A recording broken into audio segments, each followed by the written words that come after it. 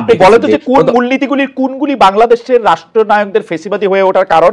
ধর্মনিরপেক্ষতা, গণতন্ত্র, সমাজতন্ত্র, জাতীয়তাবাদ, কোনটা? এই চারটার মধ্যে কোনটা বাংলাদেশের রাষ্ট্রে যারা ফেসিবাদী হয়েছেন তাদের ফেসিবাদী হয়ে ওঠার কারণ? আমরা শেখ হাসিনাকেই নেই, যে শেখ হাসিনা এই চারটার কোনটারে ব্যবহার করে ফেসিবাদী হয়েছে? এখানে হলো যে সংবিধান মেনেই যে মানে ফ্যাসিবাদী হওয়া, এইটা আমি মনে করি যে সংবিধানের কোনো ক্ষেত্রে সংবিধান অনুসরণ না করে করছে। কিন্তু ফ্যাসিবাদের জন্ম হয় হলো ফ্যাসিবাদী ব্যক্তি হন, দল হন বা অন্যদের দ্বারা প্রভাবিত হন। এক্ষেত্রে বলতে পারি যে হয়তো সংবিধানের এই কথাগুলার মাধ্যমে সংবিধান তার সংবিধানের জায়গায় ছিল, কিন্তু রাষ্ট্র পরিচালনার ক্ষেত্রে সংবিধান সেই অনুসরণ করার যে জায়গাটা, ওই জায়গাটা আমি মনে করি যে শতভাগ অনুসরণ করা হয় নাই। তবে সংবিধানের যে সংস্কারটার কথা এখন আসছে আমি বলে মনে করি, সেই সংস্কারটা এই জন্য মানে কথা আসছে, সেটা হলো যে সংবিধান যখন তৈরি করা হয়, এই সংবিধান তৈরির ক্ষেত্রে এককভাবে আওয়ামী লীগের একক ভূমিকা ছিল। এখানে অন্য কারো স্টেক হোল্ডার বা অন্য কেউ এখানে যুক্ত হয়ে যে সংবিধান তৈরি হওয়ার কথা ছিল, এরকম ছিল না। আমার চাইতে অসংখ্য বেশি এই সংবিধানের ব্যাপারে আপনি ভালো জানেন, এবং সংবিধান বিতর্ক পড়ার পরে আমি এটাই বুঝছি। আপনি বিতর্ক করছেন, ভালো কথা। আমরা আসেন পয়েন্ট ধরে কথা বলি, কারণ মানে এটা তো একটা বিস্তৃত জিনিস। আমি শুধু জানতে চাইতেছি যে সংবিধানে বিভিন্ন ভাবে চ্যাপ্টার ভাগ করা আছে। ধরেন মৌলিক অধিকার আছে, আপনি বিচার বিভাগ কিভাবে কাজ করবে, আইন বিভাগ কিভাবে কাজ করবে, শাসন বিভাগ কিভাবে কাজ করবে, এরকম আলাদা আলাদা আছে। আমরা শুরুর দিক থেকে আসি যে আমাদের মৌলিক অধিকার কোনটা হবে সেটা নিয়ে বয়ান আছে। তো অনেকেই বলতেছেন যে, আপনিও যেমন এখানে বললেন প্রথমে, যে বাংলাদেশের সংবিধানগুলি যেসব মূলনীতি দ্বারা পরিচালিত, সেই সব মূলনীতিগুলির কারণে একটা মানুষ ফেসিবাদী হয়েছে বা একটা মানুষ ফেসিবাদী হয়েছে। আমরা হাসিনাকেই একটা প্রামাণ্য হিসাবে নেই, এবং আমি আলাদা আলাদা করে বলি। গণতন্ত্র, সমাজতন্ত্র, ধর্মনিরপেক্ষতা, জাতীয়তাবাদ, এই চারটি মূলনীতি আমাদের সংবিধানে আছে। এই চারটা মূলনীতির কোন মূলনীতিটা হাসিনাকে ফেসিবাদী হইতে সাহায্য করছে? আচ্ছা, এখানে এই চারটা মূলনীতি যেখানে নাই, এই চারটা মূলনীতি থাকলেই যে সে ফ্যাসিবাদী হবে ব্যাপারটা এরকম না। আমি মনে করি যে এই চারটা মূলনীতির বাইরেও আরো অনেক রাষ্ট্রবাদী সে তো ফ্যাসিবাদের উত্থান হচ্ছে, পতন হচ্ছে। কাজে এই সংবিধানটা যদি কমপ্লিটলি অনুসরণ হতো এবং সেই সংবিধানের মূলনীতিগুলা যদি আমাকে সেই সংবিধানের সেই মূলনীতির জায়গাটা আরো যদি মানে ফ্যাসিবাদদের পরিণতির কথাগুলো যদি স্পষ্ট হতো, তাহলে আমার মনে হয় যে এই জায়গায় ফ্যাসিবাদের এই যে উত্থান হওয়া, এই উত্থানটা হতো না বলে আমি মনে করি। নিঃসন্দেহে সংবিধানে থাকলে একটা লিখিত থাকতো, এবং এটা হলো যে আমাদের লিখিত আছে তো রাষ্ট্রধর্ম ইসলাম আছে। এটা নিয়ে ইসলাম শুধু না, অন্যটাও আছে, কিন্তু ইসলাম রাষ্ট্রধর্ম ইসলাম আছে। আপনি মনে করেন যে ধর্মনিরপেক্ষতাটা বাদ যাওয়া দরকার সংবিধান থেকে? জি, ইসলাম হলো যুক্ত হওয়াটা আমি মনে করি খুবই প্রাসঙ্গিক, কারণ এই ইসলাম হলো যে কথাটা আসছে, ইসলাম যদি থাকতো, ইসলাম আমাদেরকে সেই মানে কি বলে, আমাদেরকে পিস হওয়ার জন্য, আমাদেরকে শান্ত হওয়ার জন্য, বা ইসলামের যে মূল স্পিরিটটা আমরা এখান থেকে পেতাম আর কি, বা আমাদের সামগ্রিক জাতি এটা পেত আর কি। আচ্ছা, মানে সংবিধানে নাই বলে সেটা পাচ্ছে না স্পিরিটটা? সংবিধানে নাই বলে পাচ্ছে না, শাসক শ্রেণীরা নিঃসন্দেহে সংবিধানে থাকলে একটা লিখিত থাকতো, এবং এটা হলো যে আমাদের লিখিত আছে তো রাষ্ট্রধর্ম ইসলাম আছে। এটা নিয়ে ইসলাম শুধু না, অন্যটাও আছে, কিন্তু ইসলাম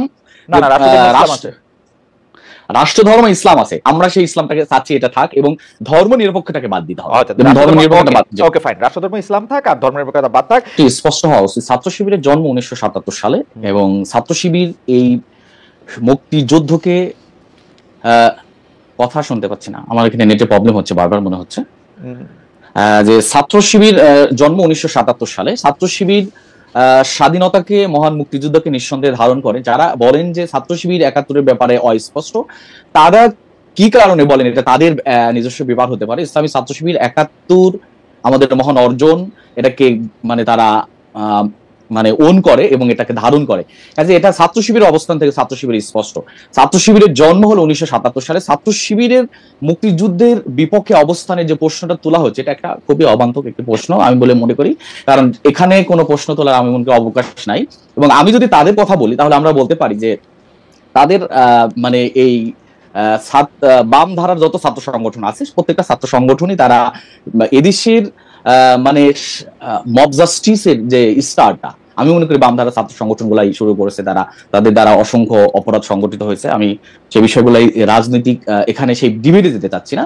আমি আমার জায়গা থেকে স্পষ্ট করতে চাই যে ছাত্র শিবির 5 আগস্টের পরেও তারা তাদের প্রকাশ্য কার্যক্রম আগে যেমন ছিল এখনো সেই কার্যক্রমকে অব্যাহত রেখেছে। কাজেই এই যে একটা প্রশ্ন তৈরি করা হচ্ছে, এটা আমি মনে করি অহেতুক একটা প্রশ্ন দিয়ে মানে একটা আমি